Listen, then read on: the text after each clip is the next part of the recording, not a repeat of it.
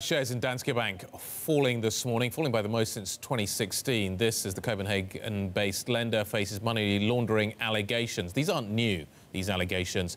In Copenhagen is Tasneem Brogger. She joins us now from Bloomberg News up there. Let's talk a little bit about this story because it's been kicking around for a while. So what's new? The CEO's already apologised.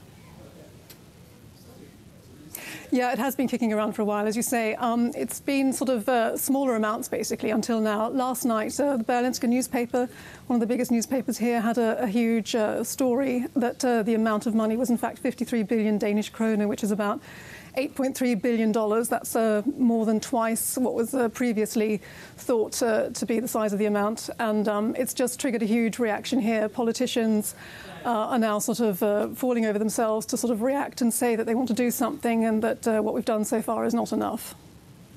What kind of repercussions could there be? Well, so the problem is that this is a branch in Estonia, a Danske Bank branch in Estonia, where the laundering is alleged to have taken place. And the issue is that the authorities in Denmark say that there are sort of limits to how far they can take the case. The other issue is that there's a statute of limitations. A lot of what happened during a time where EU regulations on money laundering left several gaps so that cross-border sort of shenanigans could take place without necessarily ending up with one clear authority. Denmark is now trying to address that because of the Danske case. They are specifically tightening legislation around money laundering, but the minister in charge has made clear that it's going to be very, very difficult, if not impossible, to make any of that retroactive. OK.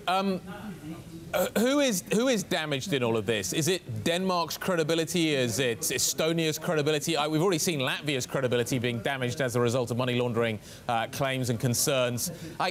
Where does the blame actually lie, and kind of which authority is ultimately going to take it on?